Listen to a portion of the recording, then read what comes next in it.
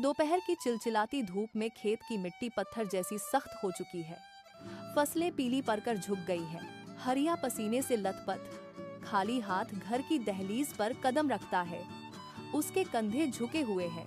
आंगन में राधा और ध्रुव बैल की पीठ सहला रहे हैं, लेकिन बैल की पसलियां साफ दिखाई दे रही हैं। आसमान में बादलों का नामोनिशान नहीं है। हरिया अपना सिर पकड़कर जमीन पर बैठ जाता है। मालती चूल्हे के पास खड़ी है। कचाही में आग बुझ चुकी है। वह हरिया के पास जाती है और उसके कंधे पर अपना हाथ रखती है। वह धीमी आवाज में कहती है, हिम्मत मत हारो, कल सुबह फिर कोशिश करेंगे। हरिया कोई जवाब नहीं देता। वह बस दूर सूखे खेतों की ओर देखता रहता है। घर के चारों ओर सन्नाटा है। केवल गर्म हवाओं की सरसराहट सुनाई दे रही है। पानी का गड्ढा खाली है।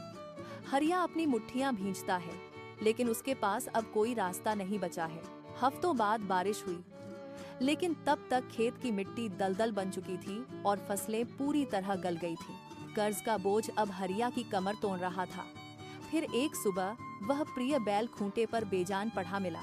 राधा और ध्रुव उसके पास बैठकर सिसक रहे हैं। हरिया जमीन पर बैठकर अपना सिर घुटनों के बीच छिपा लेता है। उसके कंधे जोर जोर से हिल रहे हैं। घर में चूल्हा नहीं जला, धूना नहीं उठा। मालती रसोई के कोने में रखी पुरानी कालिख लगी कचाही को बाहर निकालती है। वह उसे मांझकर चमकाती है। फिर वह अपनी संदूक खोलती है और अपनी बरसों की बचत की आखिरी मुहर मेज पर जोर से पटकती है। वह हरिया के सामने खड़ी होकर दृढ़ता से कहती है, मैं ढबा खोलूंगी, मेरे मालपुए ही हमारी किस्मत बदलेंगे। हरिया मना करता है, लेकिन मालती उसकी बात अनसुनी कर आटे का घोल तैयार करने लगती है।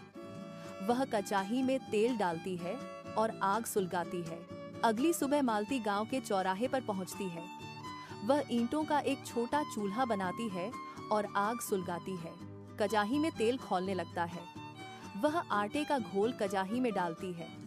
मालपुए पकने की छन छन आवाज गूंजती है। सूरज ढलने को है, लेकिन चौराहे पर सन्नाटा है। कोई ग्राहक नहीं आया।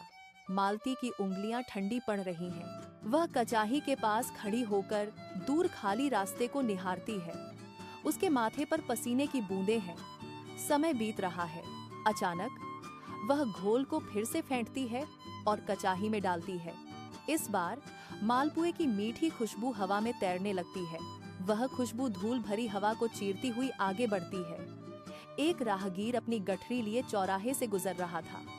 वह अचानक रुक जाता है। वह हवा में अपनी नाक सिकोड़ता है और खुशबू का पीछा करते हुए चूल्हे के पास आता है। मालती एक गर्मा गर्म मालपुआ प्लेट में निकालती है। राहगीर उसे हाथ में लेता है, एक टुक्का तोकर चखता है और आंखें बंद कर लेता है। मालती के चेहरे पर पहली बार एक हल्की सी लकीर उभरती है। राहगीर की संतुष्टि ने मानो चौराहे के सन्नाटे को तोड़ दिया।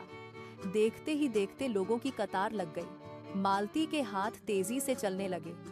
वह कचाही में घोल डालती, मालपुए पलटती और प्लेटें थमाती। राधा और ध्रुव स्कूल से लौटते ही सीधे चौराहे पर दौड़ पड़े।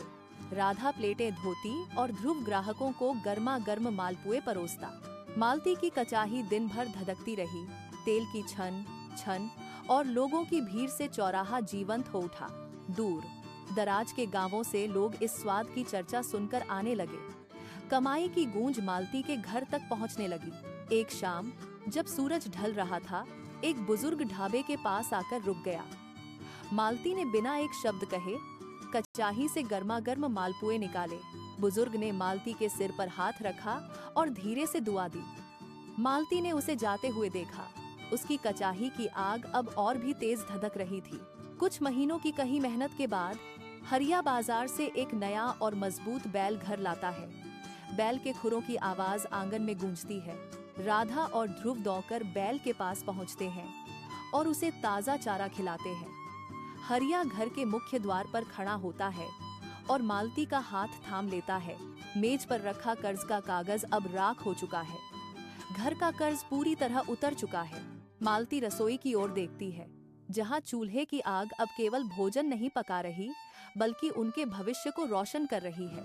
वह एक बार फिर कचाही में मालपुए का घोल डालती है। तेल में घोल के मिलते ही छन छन की आवाज गूंजती है। मालती के चेहरे पर एक गहरी संतुष्टि भरी मुस्कान है। वह कजाही की ओर देखती है और फिर अपने परिवार की ओर। सब कुछ बदल चुका है।